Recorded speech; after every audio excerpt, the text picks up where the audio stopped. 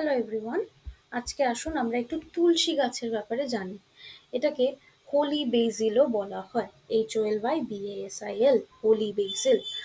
এটা একটা সেক্রেড, মানে সেক্রেড কথাটার মানেটা কি? সেক্রেড মানে হচ্ছে যেটা পবিত্র। এবং মেডিসিনাল প্লান্ট, মেডিসিনাল কথাটার মানেটা কি?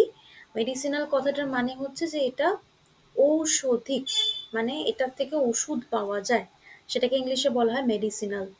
আচ্ছা, তো এটা দুনিয়ার অনেক অন্যান্য জায়গায় পাওয়া যায়, শুধু ইন্ডিয়াতেই নয়। এটা সায়েন্টিফিক নেম হচ্ছে ওসিমাম স্যাংক্টাম, OCIMUM বা ওসিমাম টেনুইফ্লোরাম, OCIMUM TENUIFLORUM।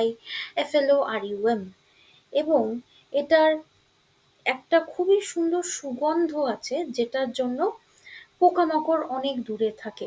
এটা হালকা একটু তেতো এবং একটুখানি ঝাঁঝালো টেস্ট। গ্রোথ হচ্ছে যে এটা গরম জায়গায় ভালোভাবে গ্রো করে, এবং যে কোনো ধরনের গার্ডেন, মানে যে কোনো ধরনের বাগান বা যে কোনো ধরনের একটু পট পট এবং একটুখানি মাটি হলেই গাছ জন্মে যায়। ৩ ধরনের তুলসী গাছ হয়, একটা হচ্ছে রাম তুলসী, কৃষ্ণ তুলসী আর বন তুলসী, যেটা হচ্ছে ওয়াইল্ড তুলসী। তো রাম তুলসী সবুজ ধরনের লিফ হয় এবং সবথেকে কমন এটাই।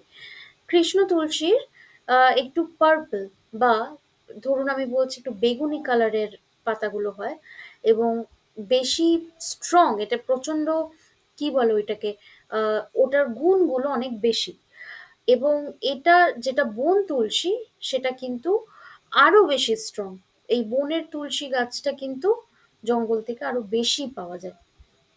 তো ইমিউনিটিতে হেল্প করে, রেসপিরেটরি হেলথে হেল্প করে, স্ট্রেস কমিয়ে দেয়, ডাইজেস্টিভ এইড খুব বেশি, স্কিন কেয়ার খুব ভালো হয়, অ্যান্টি ইনফ্ল্যামেটরি, এটা হচ্ছে ইনফ্ল্যামেশন মানে হাতে পায়ে ফুলে যাওয়াটাকে কমিয়ে দেয়।